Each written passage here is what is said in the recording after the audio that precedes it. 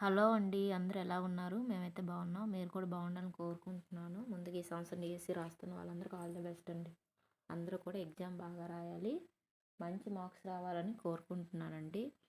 అలాగే మనకి నోటిఫికేషన్ అనేది ఖచ్చితంగా ఇస్తారు. అందరూ కూడా దానికోసం వెయిట్ చేయకుండా ముందుగానే మనం చదివితే నోటిఫికేషన్ ఇచ్చే టైంకి మనకి సిలబస్ అనేది హ్మ్, చాలా తొందరగా అవుతుందండి. అందువల్ల అందరూ కూడా ఇప్పటి నుంచే బాగా చదువుకోండి. ఈరోజు టాపిక్ ఏంటంటే మనం సెవెంత్ క్లాస్ సంబంధించి వీడియో చేయడం జరుగుతుంది. సెవెంత్ క్లాస్ అంటే తెలుగు టెక్స్ట్ బుక్ అండి. లెసన్ వైజ్ చెప్తున్నాను.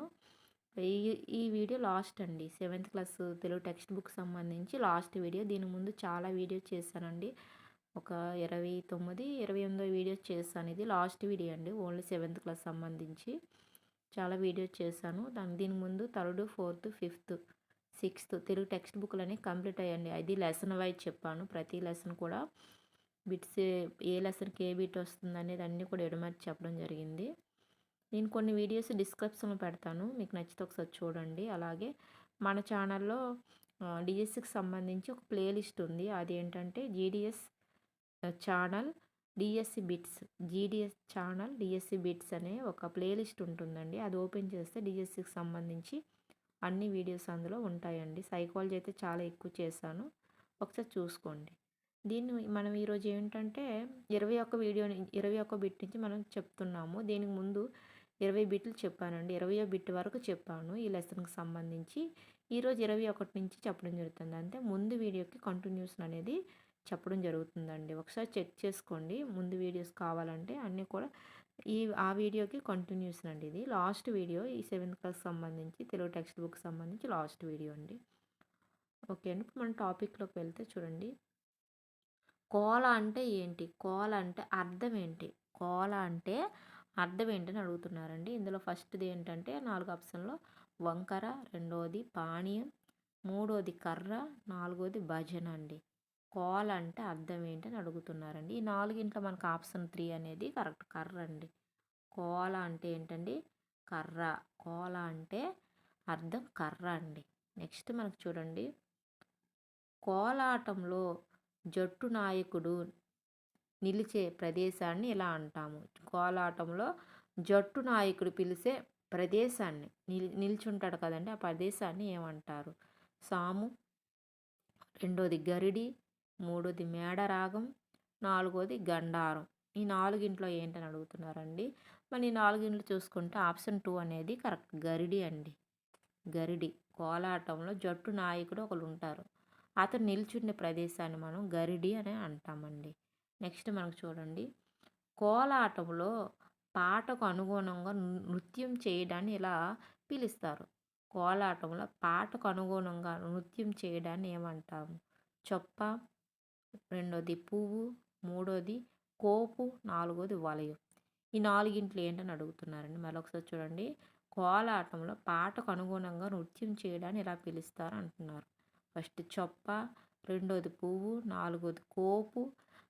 మూడోది కోపు, నాలుగోది వలయం. ఈ నాలుగింట్లో ఏంటంటే మనకి ఇక్కడ ఆప్షన్ 3 అండి. కోపు అండి. పాటకు అనుగుణంగా నృత్యం చేయడాన్ని మనం కోలాటంలో కోపు అంటాం. ఏమంటామండి? కోపు.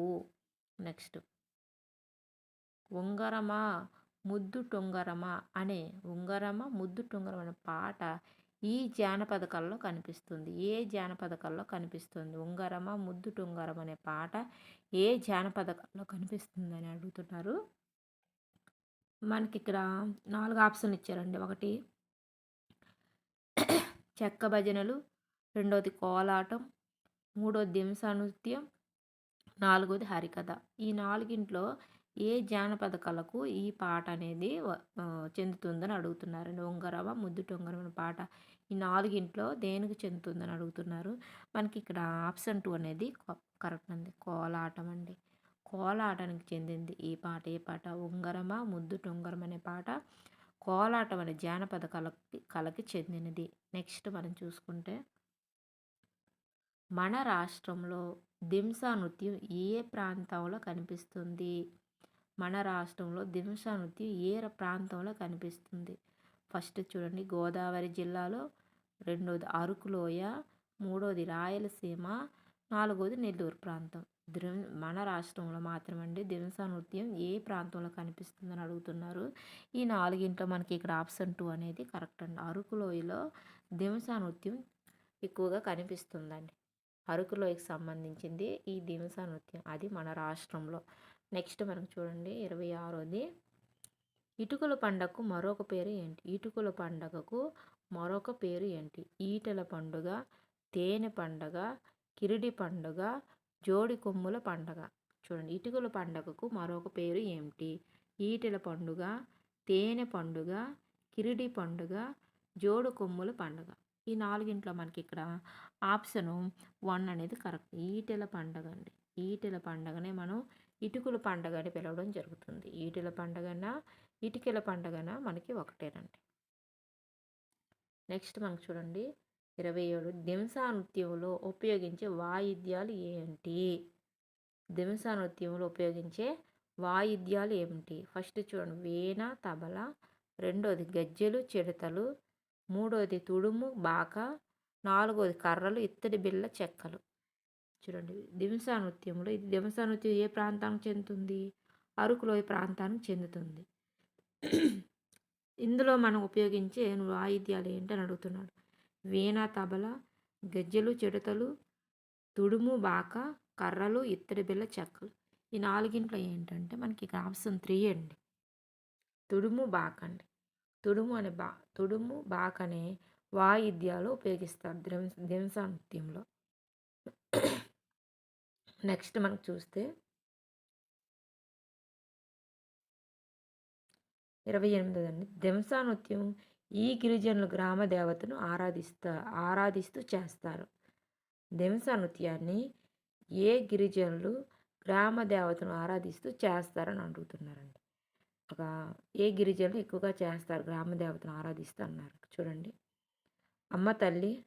రెండోది నిశాని దేవత, వర్ర రాజమ్మ, కిలోల లక్ష్మమ్మ. దింసా నృత్యం ఈ గిరిజనుల గ్రామ దేవతను ఆరాధిస్తూ చేస్తారు. ఏ గ్రామ దేవతను ఆరాధిస్తూ చేస్తారని అడుగుతున్నారు దింసా నృత్యాన్ని. మనకి ఇక్కడ ఆప్షన్ 2 అనేది కరెక్ట్ అవుతుందండి. నిశాని దేవత.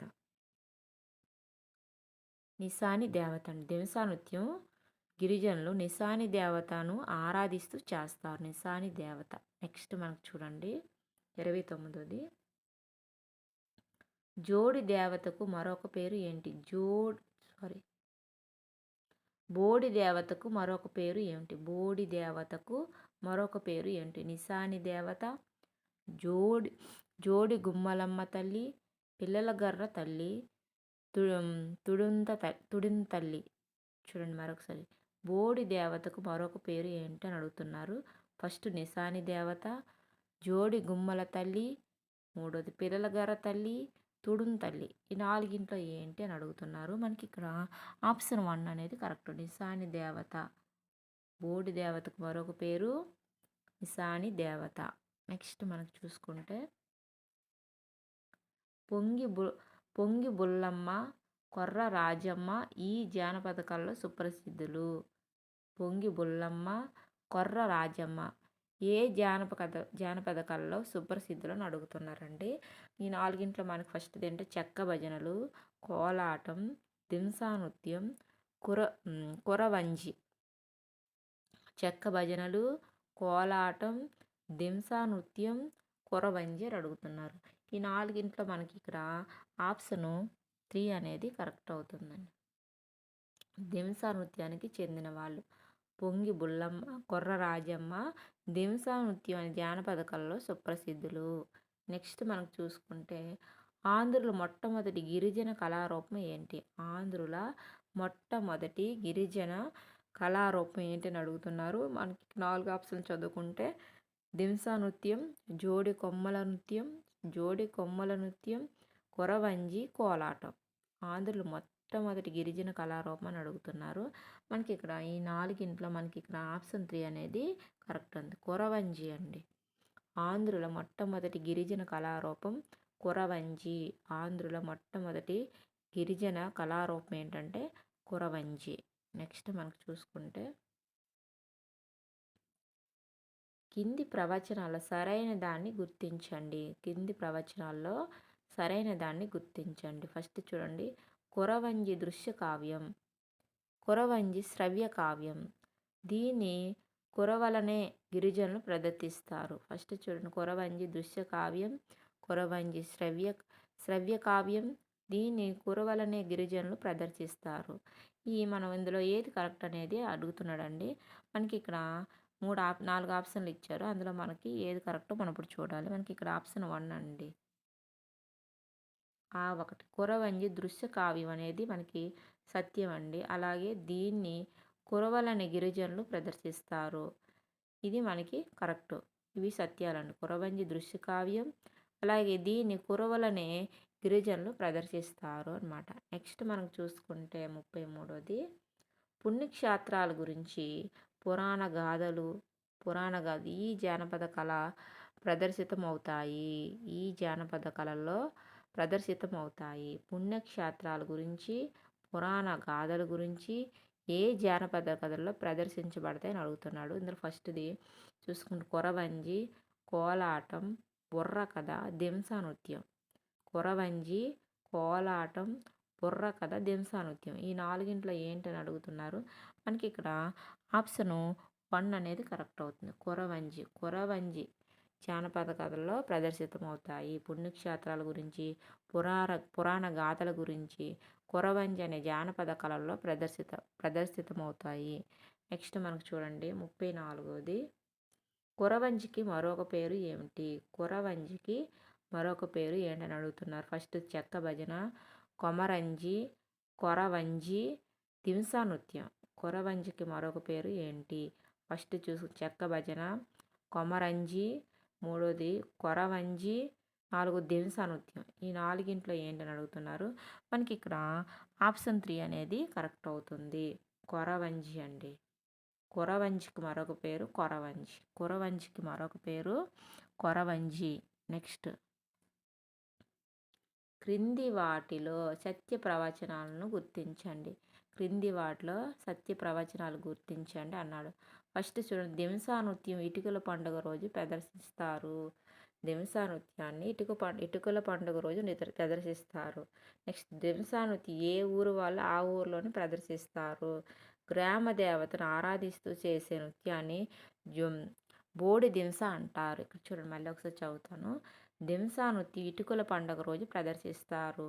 దింసా నృత్యం ఏ ఊరు వాళ్ళు ఆ ఊరిలోనే ప్రదర్శిస్తారు. 3వది గ్రామ దేవతను ఆరాధిస్తూ చేసే నృత్యాన్ని బోడి దింస అంటారు అన్నారు. ఇందులో మనకి ఏది సత్య ప్రవచనం అడుగుతున్నారు. మనకి ఇక్కడ ఆప్షన్ 2 అనేది కరెక్ట్ అవుతుందండి. ఫస్ట్ చూడండి, దింసా నృత్యం ఇటుకల పండుగ రోజు ప్రదర్శిస్తారు. రెండోది ఏంటి? గ్రామ దేవతను ఆరాధిస్తూ చేసే నృత్యాన్ని బోడి దింస అంటాము. దింసా నృత్యం ఇటుకల పండుగ రోజు ప్రదర్శిస్తారు. నెక్స్ట్ గ్రామ దేవతను ఆరాధిస్తూ చేసే నృత్యాన్ని బోడి దింస అని అంటారు. నెక్స్ట్ మనకి 36దండి, లాస్ట్ పెట్టి ఈ వీడియోకి సంబంధించి ఇక్కడ చూడండి. మనకి ఇక్కడ కళాకారులను జానపద కళలతో జతపరచండి. కళాకారులు ఇక్కడ కొంతమంది ఉన్నారు, వాళ్ళకి సంబంధించిన జానపద కళలతో జతపరచమన్నాడు. ఫస్ట్ మనం చూసుకుంటే పొంగి బొల్లమ్మ, కోరాడ పోతప్పడు, మేగడ దాలయ్య, కోట సచ్చిదానంద భాగవతార్. అవి పక్కన ఏంటంటే వీధి భాగవతం, హరికథ, తప్పెటగుళ్ళు, దింసా నృత్యం. ఇవి మనకి చెక్ చేయాలండి.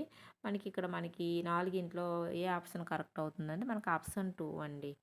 ఆప్షన్ 2 అనేది మనకి ఇక్కడ కరెక్ట్ అవుతుంది. ఫస్ట్ చూడండి, అనేది మనకి పొంగి బొల్లమ్మ అనేది దింసా నృత్యం అండి. పొంగి బొల్లమ్మ అనే అతను దింసా నృత్యం అనే జానపద కళలో ప్రసిద్ధి చెందారు. నెక్స్ట్ మనకి చూడండి, కోరాడ పోతప్పడు మనకి తప్పెటగుళ్ళు అండి. కోరాడ పోతప్పుడు అనే అతను తప్పెటగుళ్ళు అనే జానపద కళలో సుప్రసిద్ధుడు. నెక్స్ట్ మేగడ దాలయ్య మనకి ఇక్కడ వీధి భాగవతానికి సంబంధించిన అతను. మేగడ దాలయ్య వీధి భాగవత జానపద కళలో ప్రసిద్ధి చెందారు. నెక్స్ట్ కోట సచ్చిదానంద భాగవతార్. కోట సచ్చిదానంద భాగవతార్ ఏమో మనకి ఇక్కడ హరికథకు సంబంధించిన అతను. దేనికి సంబంధించిందండి? హరికథకి సంబంధించిన దాంట్లో ఇతను సుప్రసిద్ధుడు. మరొకసారి చదువుకుందాం చూడండి. పొంగి బుల్లమ్మేమో దినుసా నృత్యానికి సంబంధించింది. కోరాడ పోతప్పుడేమో మనకి తప్పెటి గుళ్ళకి సంబంధించిన అతను. మేగడ దాలయ్య ఏమో వీధి భాగవతం. కోట సచ్చిదానంద భాగవతార్ మనకి హరికథకు సంబంధించింది. అదండి ఇవి జతపరచడం. ఈ విధంగా మనం జతపరుచుకోవాలి. ఇందులో మనకి ఎన్ని బిట్స్ వచ్చాయి? 4 బిట్స్ వచ్చాయండి. చాలా ఇంపార్టెంట్, ఇలాంటివి కూడా మనకి ఇస్తుంటారండి. ఇదండి మనకి ఈ రోజుతో మనకి 7th class Telugu text book అనేది కంప్లీట్ అయిపోయిందండి మొత్తం. రేపు మనం 8th క్లాస్ సంబంధించి తెలుగు టెక్స్ట్ బుక్ చెప్పుకుంటాము. ఈ మొత్తం మన 7th క్లాస్ అయితే అన్నీ చెప్పేసాము. లెసన్ వైజ్ పాతది కొత్తది అన్నీ కూడా చెప్పామండి. వీడియో నచ్చితే లైక్ చేయండి, షేర్ చేయండి, సబ్స్క్రైబ్ చేయండి ఫ్రెండ్స్. చాలా ఇంపార్టెంట్ బిట్స్. కొన్ని వీడియోస్ నేను డిస్క్రిప్షన్లో పెడతాను. ముందు వీడియో చూడండి. ముందు వీడియో చూస్తేనే మీకు అర్థమవుతుందండి.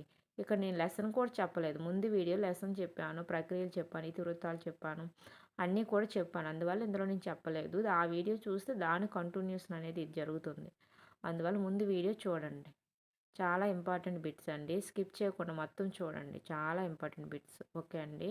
మనం రేపు 8th క్లాస్ సంబంధించి వీడియోని మనం చేసుకుందాం. చాలా ఇంపార్టెంట్. అది కూడా 8th క్లాస్లో కూడా చాలా ఎక్కువ కంటెంట్ ఉంటుంది. ఓకే అండి. Thank you.